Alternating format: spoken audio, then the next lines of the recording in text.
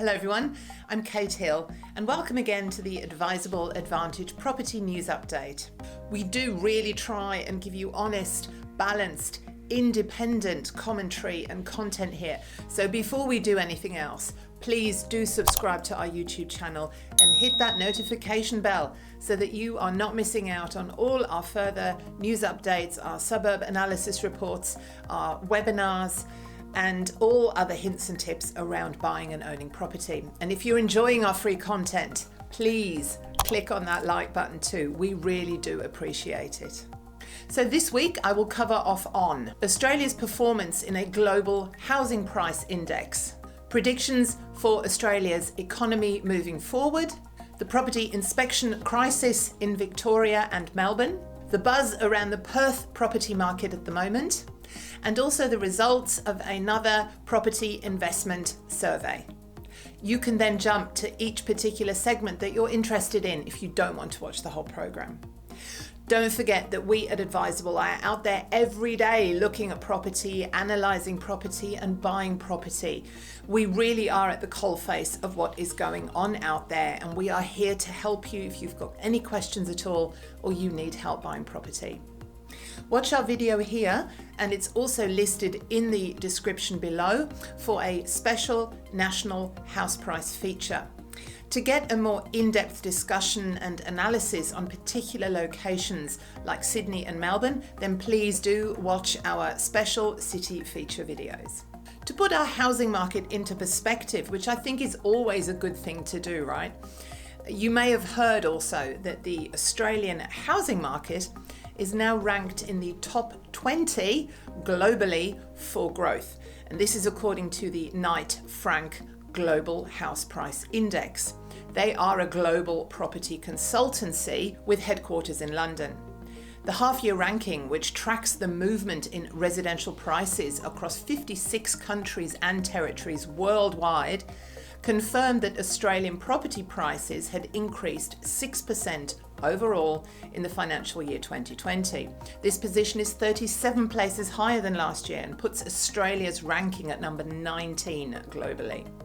The head of Residential Research Australia has said, while annual price growth in Australia has fallen slightly from the previous quarter, growth is still positive and 1.4% higher than the average annual price change of 4.7% across the 56 countries and territories tracked in this index. Australia has dealt with the COVID-19 pandemic much better than a lot of other countries and territories around the world, with the length and severity of the lockdown not as strong, which also partly explains its stable performance. New Zealand was actually the best performing country in the Asia Pacific region, with growth of 9% over that past year. In terms of our economy, some of the nation's leading economists are forecasting growth of 0.35% in this coming September quarter, followed by a 1.4% increase in the December quarter, signalling a return of a stronger economy. The forecasts do depend on a growth in consumer confidence and consumer spending. Unsurprisingly, consumer spending fell by 12% in the June quarter, leading to a 7% contraction of GDP, according to Westpac chief economist Bill Evans. It really is explained by consumer spending and the government policies around the lockdown, he says. We were all unable to go out and spend during this time, so consumers put the country into a different kind of recession, but actually increased their savings to around 20%. Broadly, the country's economic fundamentals are sound, says Matthew Peter, who is chief economist at QIC. We need to remember, he says, that the fall in economic activity was due to a lockdown of consumers and businesses. With a higher level of savings now in place, households have plenty of spending power as the economy reopens. While Melbourne and Victoria have battled increasing COVID cases and lockdowns, Victoria's real estate professionals have pleaded with the Dan Andrews government to allow one-on-one property inspections as the state continues to be locked down. The Real Estate Institute of Victoria said that by allowing one-on-one inspections made by appointment, many Victorians will be saved from financial distress and homelessness. When people sell, buy or rent a property, they are making some of the most significant financial decisions of their lives, as quoted by the Institute. Often these decisions are made from necessity.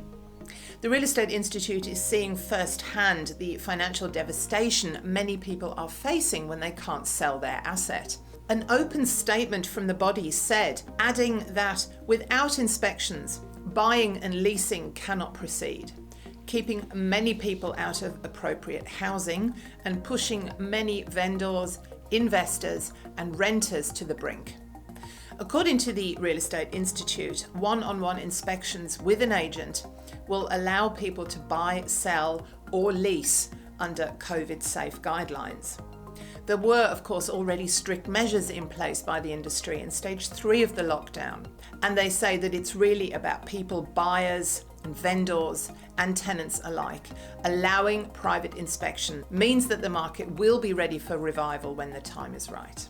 There's been quite the buzz around the Perth market in the last couple of weeks, and predictions are that the rental market is set to get worse for tenants. The Real Estate Institute of WA said that the state's rental market is expected to worsen for new tenants after the last month saw vacancy rates drop again by 0.3%.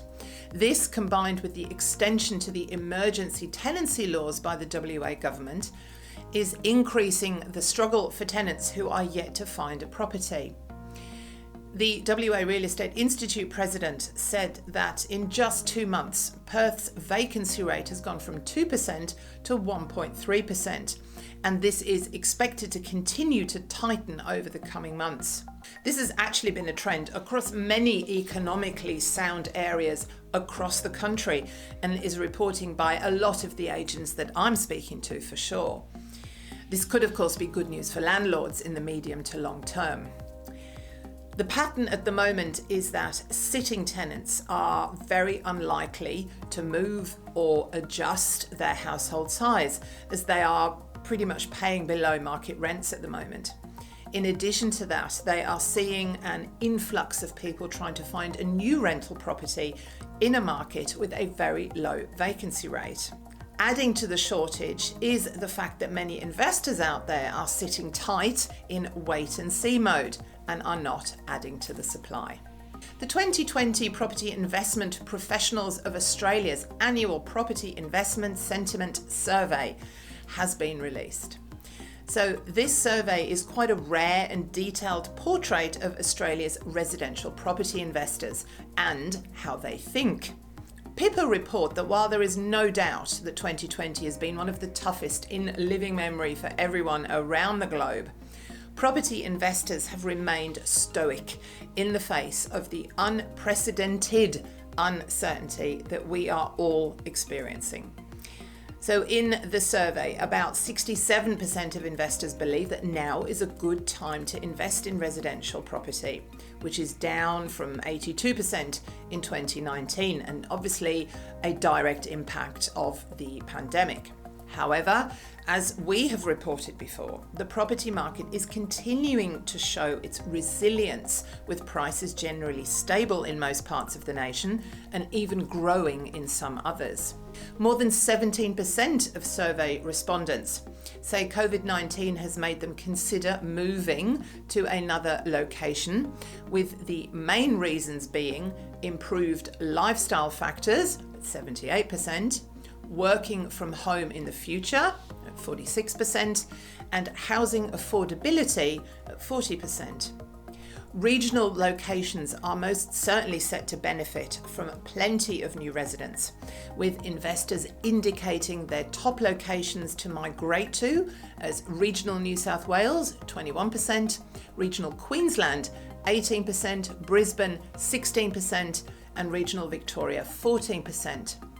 Queensland is definitely in the sights of investors, with 36% of those surveyed saying it offers the best investment prospects over the next year, followed by Victoria at 27% and New South Wales 21%. Likewise, the proportion of investors that say regional markets are the most appealing has increased to 22% from 15% in 2019, with coastal locations also on the rise, up nearly 12% from 8% last year. While the financial challenges have been plenty over recent months, property investors have generally been able to manage their cash flows. Only about 8% of investors applied for a mortgage repayment holiday, with the majority at 75% also not needing to extend its original term. Please do subscribe to our YouTube channel so that you're not missing out on all our fabulous content, our news reports, our hints and tips around properties. Please leave me a comment below, make some suggestions as to content that you might like, and please do check out our website where we've got lots and lots of details about our services and how our advisors and buyer's agents can help you. And I will see you again very, very soon. Bye.